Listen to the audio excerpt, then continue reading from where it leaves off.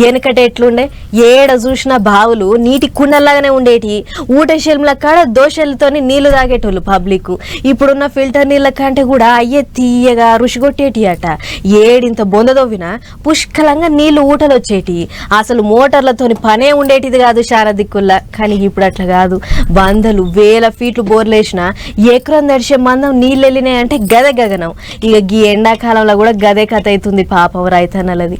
చెరువులు ఎండిపోయినాయి, బోరు బావులకు నీళ్ల ఊటలు తగ్గినాయి. ఎండిన చెర్ల పాత శీలలేసి పడకలు పడుతున్నారు. ఎండిపోయిన బోర్లలో నీళ్లు లేక కాలిపోయిన మోటార్లు రైతన్నలు వీక్తున్నారు. ఎండాకాలం నిండరాక ముందే గింత గోస పడుతున్నారు పాపం రైతన్నలు. ఆనకాలం పంట చేతికొచ్చేటాళ్లకు అడ్డగోలుగా పడ్డ వానలతో పంట అంతా ఆగమైంది. యాసంగి పంటతోనన్న పెట్టుబడులు ఊడుపుకుందామంటే ఇగో ఇప్పుడు గీ కథ. నేరీగా ఆదిలాబాద్ జిల్లాలో ఇంత ఎక్కువనే ఉన్నది రైతుల గోస. బోరు బావులకు ఊట తగ్గుడుతోని నీళ్లందగా మోటార్లు కాలిపోతే గిట్ట కాలిపోయిన మోటార్లను వీక్తున్నారు తలమడుగు మండలంలో ఉన్న రైతులు.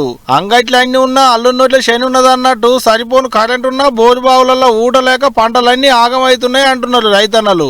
4 ఎకరాలు కౌలు పడితే కౌలు డబ్బులు కూడా ఊడేటట్టులేదట పాపం.